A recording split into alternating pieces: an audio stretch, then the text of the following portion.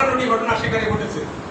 এটা 2442 মধ্যে অতি সম্প্রতি জুলাই থেকে অক্টোবর পর্যন্ত 19টি হত্যা হয়েছে। এই মাসে হত্যা হয়েছে 9টি।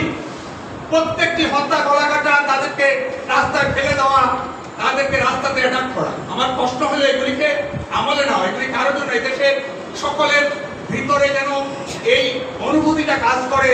এই ধরনের একটি সম্প্রদায়কে বিলীন করার জন্য কর্মকাণ্ডের সাথে যারা মানবতাবাদী লোক, যারা সুশীল সমাজ, যারা রাজনীতিবিদ, তাদের বিবেককে কাঁপে না, তাদের বিবেককে সেখানে জবাব দেয় না। সেখানে আমি বলতে চাই, শুধু এই জুলাই থেকে আগস্ট, সেপ্টেম্বর, অক্টোবরের তথ্য আমার কাছে একটি তথ্য রয়েছে। সেখানে 182টি ঘটনা ঘটেছে। সহিংসতা, সংখ্যালঘুদের উপরে সহিংসতা, যেটাকে আমরা সাম্প্রদায়িকতাও বলছি। আমরা এদেশের অনেক সময় সরকারও বলে, মাননীয় প্রধান উপদেষ্টা বলেন উনি একটি মানবিক বাংলাদেশ চান, সকলকে নিয়েই একটি দেশ করতে চান, কিন্তু এতে কিন্তু তা প্রমাণ করে না। আমি একটি অল্প কথা বলে আমার বক্তব্য শেষ করব।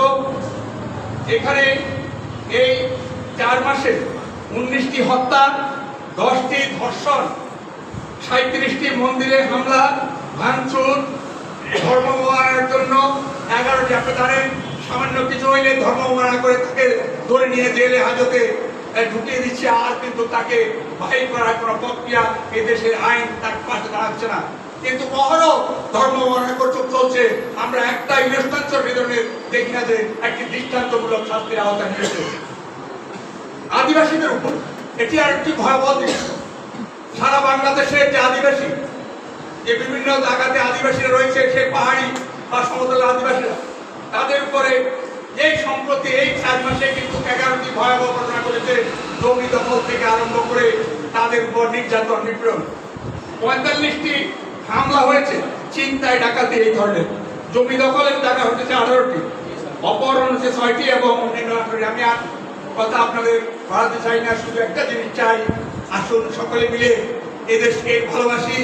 এদেশের রাজনৈতিক যারা স্বচ্ছ রাজনীতির একটি অবস্থা তৈরি হয়, এদেশের বৃহত্তর জনগোষ্ঠী যারা এই মৌলবাদী, যারা আগ্রাসী ভূমিকা পালন করছে, তাদেরকে প্রতিহত করার জন্য এদেশের বৃহত্তর জনগোষ্ঠী, যাদেরকে নিয়েই আমরা স্বাধীনতা থেকে চলে আসছি, এখন তাদেরকে নিয়েই আমরা চলতে চাই, তাদেরকে নিয়েই চলতে চাই।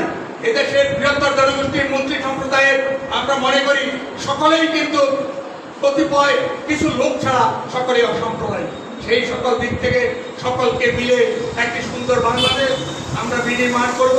সুন্দর বাংলাদেশ, সামনে নির্বাচনের কথা আসছে, আমরা চাই এমন একটি সুন্দর পরিবেশ এদেশে চলুক, কিন্তু সাম্প্রদায়িক নির্বাচন আসলে কিন্তু আমরা আতঙ্কগ্রস্ত হই।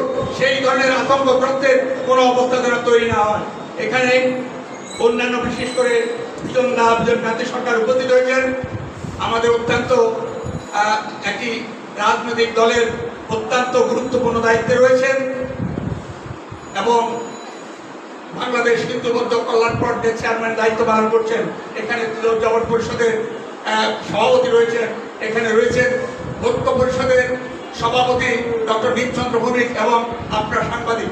আমার একটি কথাই, আমরা এর থেকে পরিত্রাণ পেতে চাই, সত্য ঘটনার উদ্ঘাটন হোক, অন্যথায় দেশের সংখ্যালঘু সম্প্রদায়কে একত্রিত হয়ে অবশ্যই রাজপথে এগুলিকে মোকাবিলা করতে হবে।